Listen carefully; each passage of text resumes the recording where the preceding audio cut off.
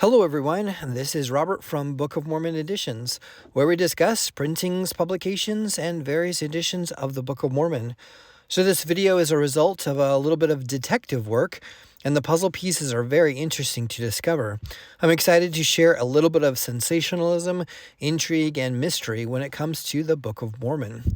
So the story begins in the early 2000s in Mesa, Arizona, where a bookstore owner by the name of Helen Schlie had an original copy of the 1830 edition of the Book of Mormon. She was very proud of it and often would show it to visitors and those curious to see it. It was so well known that I even had a cousin who would sometimes take a date to the bookstore just for both of them to look through the book and to get pictures with it. There is news articles that say that she had hundreds of visitors who would take a pilgrimage to just get a picture with it. Prior to 2012, she made the decision to pull individual pages out of her copy to frame and individually sell. Her goal was to spread the influence of the book to as many as she could, and her intention was to sell the individual pages to contribute financially to various missionary efforts of the time. This was a sensational situation for this to happen, as an original 1830 Book of Mormon had some intrinsic value as a whole, and separating it was considered by some as controversial. Others thought that she could do what she wants, and if her plan was to spread this to more people through individual pages, then more power to her. Either way, this selling of individual pages continued until Memorial Day of 2012, where she discovered the remaining book was missing from her bookstore. She was robbed of a prized possession, and it made national news very quickly. Unfortunately, it turned out that a close family friend had stolen the book and was attempting to sell it.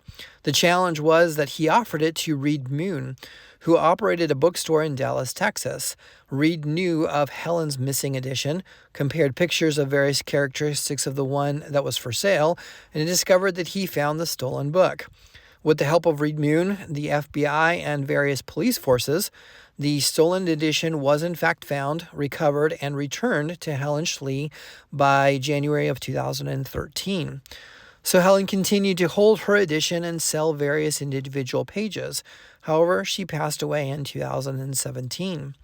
Afterwards, her estate was distributed, and Reed Moon did acquire the leftover remaining pages of the volume sometime after her death.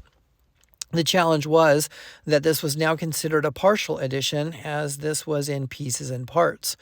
So these loose pages have been distributed, and Helen Schlie's full edition of the Book of Mormon has now been separated into individual pages.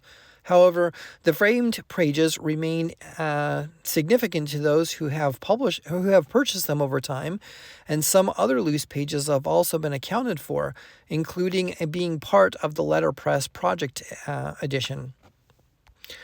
The story of where these pages went to is for another video, and I'm excited to announce some interesting videos in the next few weeks. All in all, Reed Moon mentioned something that I thought was appropriate. It seemed her plan was fulfilled, as her copy of the Book of Mormon has blessed the lives of others, no matter if it was in a whole or partial edition. So while I'm a fan of keeping a copy of the 1830 Book of Mormon intact, I am aware that individuals have freedom to do what they choose, and that choices can bless the lives of others, even if it's not in a way you thought it should be. Thanks everyone for watching this video. I was excited to see the history of these pages and share the details here. Comment down below if you've seen Helen Schlie's framed pages somewhere, or if you've ever went to her bookstore in Mesa, Arizona way back then to see her copy. Once again, I'm excited for the next few videos, and I encourage you to subscribe and let others know about this video series. If you have a special or unique edition of the Book of Mormon that you'd like reviewed here, please contact me at bomeditions@gmail.com. Best wishes until next time.